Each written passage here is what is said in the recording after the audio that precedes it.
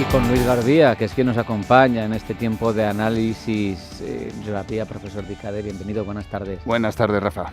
Vamos a empezar por cuestiones, aunque me gusta contigo otras referencias de más largo plazo y de componente social y de transformación social sobre todo, pero también a veces hay que hablar de cifras, de estadísticas, que ya sé que tienen su cocina y todo, pero bueno, hemos visto hoy mercado laboral perdiendo más de 270.000 afiliados, pero todavía trabajando 21,57 millones, lógico por el incremento demográfico de nuestro país, migrantes regularizándose, etcétera, viniendo por cauces legales, elemento positivo que empuja el PIB según muchísimas instituciones, un paro también que sube, pero que está nominalmente en 2,43 millones, si no contamos la trampa de los fijos discontinuos. Sí. En cualquier caso, enero suele ser un mal mes. ¿Cómo lo has visto? Pues sensación que tengo con enero es de que en general es malo y cada vez más la sociedad tiene más inercia. Me explico. Cada vez más gasta sin sentido en diciembre, cada vez más... Porque toca, ¿verdad? Eso es, toca en diciembre. Después de la pandemia hemos salido mucho viviendo al día. En diciembre hay que gastar y ya lo que pase en enero nos da igual. ¿Y esto qué hace? Pues que esa falta de planificación financiera haga que la desigualdad social aumente y el tejido empresarial, el tejido productivo, la sociedad española, pues cada vez poco a poco, como a la ranita a la que quiere servir y le va subiendo el agua grado a grado, poco a poco, pues se va deteriorando cada vez más. Es una sensación triste, Rafa. Quiero hablar también de precisamente la sociedad que se genera y de cómo intenta, en principio con buena voluntad, obviamente, el gobierno compensar las malas situaciones. Le tumbaron el decreto ómnibus, donde tenía, entre otras cosas, la subida de las pensiones, también elementos como el decreto de protección social que denominan ellos y que tenía ciertas medidas que no gustaban a algunos de sus socios independentistas.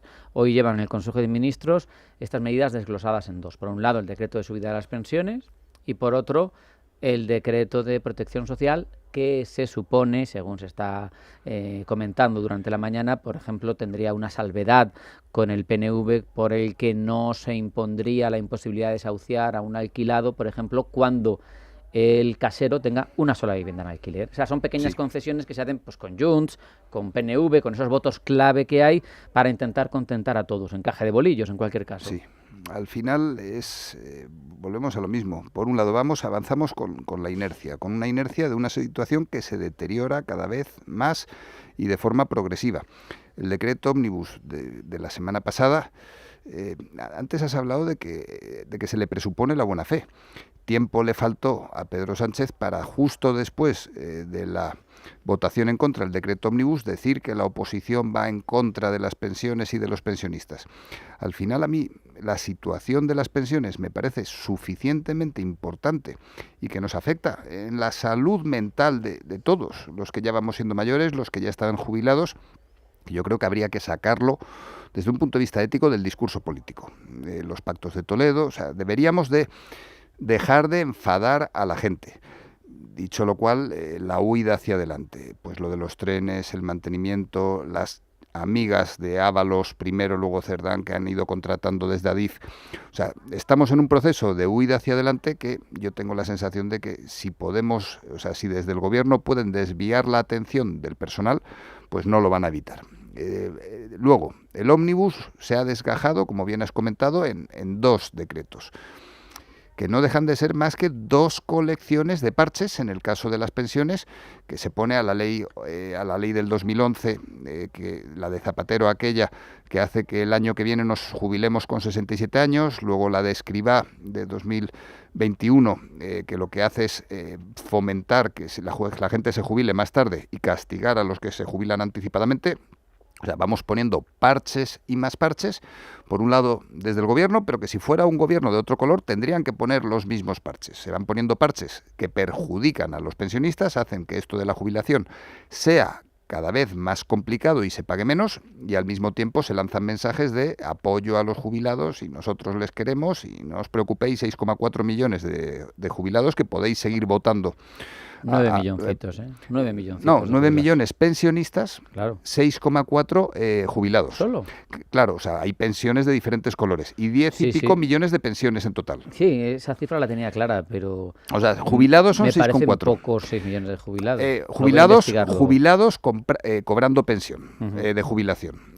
Pero que al final, una colección de parches que se suman a los parches... No se soluciona el sistema. En ningún caso. Y que todos estos decretos, si hubiera presupuestos generales del Estado aprobados, no serían necesarios. Y se suman a los parches del escudo fiscal, con voz, con luces de neón y como si fuera una película de Hollywood, cuando no dejan de ser más parches para paliar el problema de la vivienda, paliar problemas asociados con desahucio, pues parches asociados con ese deterioro progresivo en el que vivimos con la sociedad española.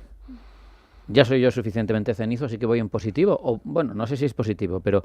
Miedo me das. Pedro Sánchez presenta en Dubái el Fondo Soberano España Crece. ¿España crece? ¿Se va en positivo o no va en positivo? Está participando en una cumbre mundial de gobiernos. Se va a reunir con el primer ministro de Emiratos Árabes Unidos.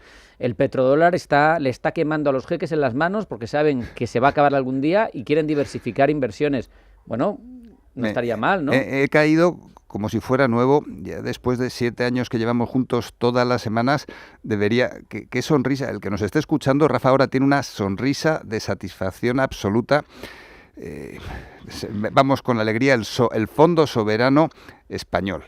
Esto es como la hucha de las pensiones. Al final es que vamos de engaño en engaño. La hucha de las pensiones, 9.000 millones de euros el gobierno ha destinado a la hucha de las pensiones.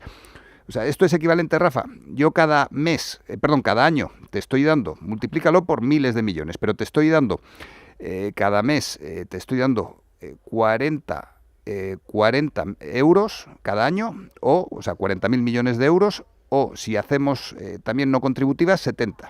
Te estoy dando 70. Cada año te estoy dando 70 euros. Y tú me dices de repente, no te preocupes, Luis, que te los voy a devolver porque tengo aquí en una hucha 10 euros. Pero además no te los voy a dar, son 10 euros que tengo. O sea, cada año es deficitario el sistema en 70.000 millones de euros y se sacan la hucha de las pensiones que vienen a salvar el mundo con 10. A pesar del récord de recaudación fiscal se repite y se bate año tras año. Están insultando a los ciudadanos españoles. ¿Fondo soberano de qué? Fondo soberano puede tener Noruega, que tiene gas natural, claro, y tiene petróleo y tiene $500 millones o más para invertir y para diversificar. O los saudíes, que es a donde va Pedro Sánchez. Ahí ya... o sea, les salen los millones por las orejas e invierten. Nosotros tenemos déficit, gastamos más de lo que ingresamos. Luego, no solo gastamos más de lo que ingresamos, sino que de aquí viene, los fondos europeos nos dicen que nos podemos gastar 183.000 millones de euros en lo que queramos y desde el gobierno no son capaces de planificar ese gasto. ¿De verdad es tan complicado? O sea, yo no digo que sea fácil, no quisiera estar en el pellejo, fíjate lo que te digo, de Montero ni de Sánchez, porque la labor es compleja, más allá de que uno critique o no las medidas que se toman, pero solo se pone hincapié, solo se hace énfasis en el ingreso. ¿De verdad es tan difícil, sería tan difícil, claro, no digo recortar el gasto draconianamente, sino racionalizarlo? Porque España gasta muchísimo. Lo del ingreso está viniendo solo. Hemos salido de la pandemia y eso se genera solo. Dicho lo cual, pensando en el gasto, tú si me dices que tengo que hacer un dibujo y un cocido a la vez, o hago dibujo o hago el cocido. O sea, las dos cosas a la vez no soy capaz de hacerlas. Este gobierno no está preocupado ni por el gasto ni por los presupuestos generales del Estado. Está preocupado ahora mismo por lo de la Dana con Rodalíes, con los trenes... Eso es evidente. Yo te pregunto si es tan complicado racionalizar el gasto de un país que al final va consignado en presupuestos. Tú lo dices, no hay presupuestos, es más difícil. Pero... Es imposible si nadie tiene la más mínima intención. Y es que no existe esa intención. O sea, María Jesús Montero ha estudiado medicina, viene de la Junta y se dedica a lo que se dedica. Yo tengo la sensación de que en su vida se ha parado a pensar a ver el ingreso. Su última declaración... A ver el ingreso. No, porque el ingreso sí le preocupa. No hace más que reclamar que haya más. Pero que ha dicho que va a subir el ingreso en un 8%, lo ha anunciado delante de periodistas, y ese ingreso en que sube en un 8% es IVA e IRPF. Es decir, aumentando la desigualdad social. Lo que digo es, María Jesús Montero, que lo suyo es, en principio, los presupuestos generales del Estado y el gasto también. Pero cuando le hablas del ingreso, No es consciente, pues es un poquito como Trump cuando hace declaraciones. La ignorancia es muy atrevida. No es consciente de que el aumento del 8% del ingreso público lo que va a hacer realmente es aumentar la desigualdad social. Pues es que no les interesa, Rafa. Es que ya lo dijo Carmen Calvo, el dinero público no es de nadie, por lo tanto ingresemos cuanto más mejor, ¿no? Otra cuestión que también me ha parecido verdaderamente por los antecedentes, no sé si tú lo vas a vincular con lo mismo que lo he vinculado yo, en un clic mental, cuando he escuchado que los asesores del Ministerio de Trabajo, de Yolanda Díaz, plantean dar a los trabajadores 1/3 de los votos en los consejos de administración. Insisten en que es básico que los trabajadores estén en los consejos de administración. ¿A ti qué te sugiere así en un primer vistazo? A bote pronto me recuerda a los sindicatos, a la parte sindical en el sentido de no son los trabajadores, son sus trabajadores. A mí me recuerda lo que sucedió en las cajas de ahorros. También, sí, correcto. Que no eran solo gestores bancarios, sino que había mucho político, mucho sindicalista, y que sabemos que hubo un rescate, aunque no lo quisiera reconocer el gobierno de Mariano Rajoy, hubo un rescate en toda regla de Europa, pero de nuestro sistema financiero. ¿Por qué? Por la presencia de sindicalistas y de políticos en consejos de administración. Pues sinceramente, Rafa, no me había recordado y probablemente mañana lo veas publicado en mi LinkedIn, porque todo tuyo. Es exactamente eso. O sea, cuando tú llega un momento que en lugar, y vuelvo a lo de antes todavía, cuando tú en lugar de gobernar, de mirar la carretera, estás mirando otros indicadores, y en el caso de Yolanda es claro, o sea, Yolanda quiere subir a cualquier precio el salario mínimo. El problema es que cuando subes el salario mínimo o cuando empiezas a meter a amiguetes en consejos de administración, acaba huyendo el gobierno técnico de las instituciones acaba saltando por la ventana. Si tú en Adif empiezas a contratar amiguetes en lugar de gastarte el dinero de forma seria donde te lo tienes que gastar, pues acaba sucediendo lo que acaba sucediendo. El domingo volví por la Nacional 1. A la altura en el cambio de provincia, es alucinante en la Nacional 1, la carretera de Burgos, los agujeros que hay en la carretera. Estamos hablando de una de las principales autopistas, de agujeros enormes, señalizados con pivotes. O sea, al final, si desde el gobierno se dedican a unas cosas, lo importante, el mantenimiento de las infraestructuras, la gestión pública, el problema asociado con la sostenibilidad de las pensiones, pues la casa acaba sin barrer, Rafa. Un apunte, que mezcla una institución importante, pero a la vez esos temas que te gustan a ti, la inteligencia artificial. Sí. Me ha llamado mucho la atención leer recomendaciones y advertencias del Banco de España que parece que lo sitúan en el paleolítico tecnológico, porque le pide información al sector bancario. Su obligación es tutelarlo, y pulsar lo que hay en el sector, eso me parece perfecto, pero sobre el uso de la inteligencia artificial. Y aquí es donde viene lo que a mí me ha sorprendido, ¿no? Insiste en que para el organismo con sede en la calle de Alcalá, aunque no es la operativa, pero bueno, sí, pero mucho más lejos. La clave es que no se involucre la IA en aspectos críticos de la gestión. No sé si esto es una muestra de tecnoprimitivismo, si esto es mucho miedo o qué es. Sí, por un lado, Escrivá estuvo de secretario de Estado en la SEDIA. Eso fue un aparcamiento de estos de dinosaurios, no me acuerdo cómo se llama eso. Pero no hay que dejar de destacarlo. O sea, por un lado, ¿qué son esas funciones críticas en lenguaje regulador? Pues yo ahí sí que estoy de acuerdo con Escrivá. O sea, al final estamos hablando... ¿Tiene límites la IA? No son límites tan exactamente. Tan hooligan. A ver, al final no tiene que ver tanto con la IA, sino con que la gente, usando la IA, deje de pensar y la IA acabe provocando que los riesgos se multipliquen. Estamos hablando de la concesión de créditos. Acuérdate que dirijo un máster de riesgos. Al final, modelos de riesgos, liquidez, prevención del fraude. O sea, estamos hablando de todos aquellos factores que si los automatizamos sin control humano, pueden acabar provocando el riesgo sistémico. Pero entonces solo te vale la IA, pregunto, en una hipótesis para el front office. Nada en el back office. ¿O no, qué? A ver, todo en el back office y en el front, o sea, la IA es una maravilla, pero no hay que delegar el control del sistema. O sea, el control del sistema debe de seguir siendo humano. Al final, el problema de la IA usada a lo bruto es que es una caja negra. O sea, hay un concepto fundamental que lo explicamos en el máster y es la explicabilidad.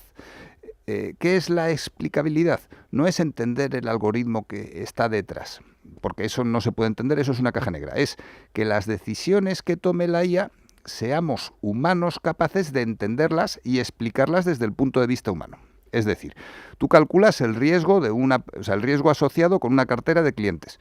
Pues cuando veas la matriz de riesgos y cuando veas la situación de cada uno de los clientes, el cliente sea consciente con facilidad de por qué se le está asignando ese riesgo. Que el proceso ha podido ser una caja negra, pero el resultado del proceso se tiene que poder entender. Escribá, yo tengo la sensación de que está yendo por ahí. Hay una situación paralela que vivimos todos en el año 2008, que es cuando había opacidad asociada con los CDS, MDS, paquetes de hipotecas. O sea, esto sucedió más en Estados Unidos que en España, pero se daban paquetes de hipotecas, se concentraba el riesgo de instrumentos financieros que nadie entendía. El riesgo no es tanto la IA, sino ese que nadie entiende. Si actuamos con la IA sin pensar, sin darnos cuenta, podemos acabar provocando riesgo sistémico. Aún así, en el caso del sistema bancario español, que mis alumnos trabajan ahí, podemos presumir de pasarles, de restregarles la cara a los alemanes, al Deutsche Bank, al Commerzbank, a la banca estadounidense. Tenemos un sistema bancario donde los riesgos se gestionan de forma absolutamente ejemplar. Dicho lo cual, me estoy recordando a mí mismo a Zapatero y la Champions League, o alguien diciendo que Renfe también era ejemplar, pero íbamos para el G7, sabes que acabamos de entrar, ahora mismo que estamos un poquito mejor. Los 2 billones. Y digo, en ranking, quería que estuviéramos en séptima economía del mundo, estamos la 14ª, estamos el doble de lo que pronosticaba Zapatero. Correcto. Ahí lo dejo. No, y 2 billones de PIB, sí. De dólares. O sea, que al menos hemos subido un poquito, aunque sea empujados por la inflación. Qué desastre. Y por el empleo público, y por el endeudamiento, y por... no vamos a entrar en eso. Nos queda, un par de minutos. No quiero dejar de preguntarte por el oro, que sabemos que es un tema recurrente para nosotros, y que es fundamental, ¿no? Lo hemos visto pasar, a mí me parece que es un fenómeno extraño, ¿no? De este mundo raro, de variables que hasta ahora no se habían visto, por lo menos con esta fuerza y con esta intensidad, sí. Pasar de activo refugio a objeto de especulación. Porque sabemos que el oro tiene muchas cualidades, pero de repente está a $5.700, de repente te baja a 4.500, eso no es como funciona un activo refugio. Es curioso, ahora el oro ya no es activo refugio, el Bitcoin supongo que sí que lo empezará a ser, es broma, lo he dicho con ironía. A ver, lo comentaba esta mañana en clase, el oro ahora...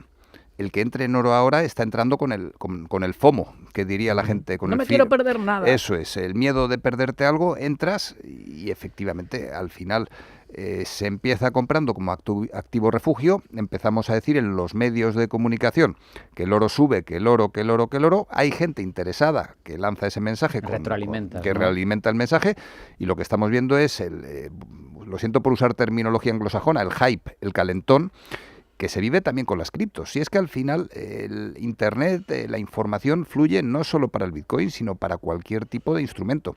Y lo que estamos viendo con el oro es cómo el oro es un refugio. Yo creo que aquí nadie cuestionará que el oro sea un refugio. ¿Merece la pena en el corto plazo entrar en el oro ahora? Yo sin duda creo que no. Y esto no es un aviso, no estoy asesorando a nadie ni estoy recomendando a nadie que invierta o no invierta.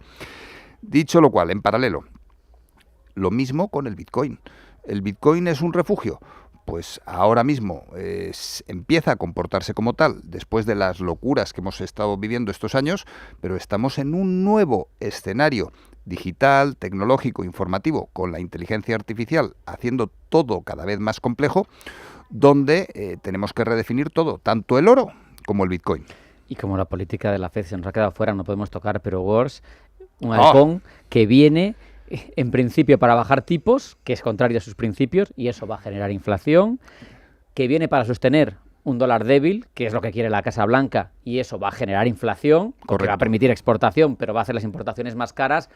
No hay tiempo, pero bueno, como pero va a seguir siendo actualidad... pido disculpas si alguien nos sigue desde hace tiempo por no haber sido yo el que mencione a Kevin Wars. Eso es mi obligación. Luis Garbía, profesor de ICADE, muchas gracias. Un fuerte abrazo y hasta la próxima. Un placer, Rafa. Nos vamos al boletín de la 1 de la tarde, lo trae Blanca El Tronco, no se lo pierdan. Tampoco el resto de este a media sesión que llega durante la próxima hora. No se vayan, a media sesión en Radio Intereconomía.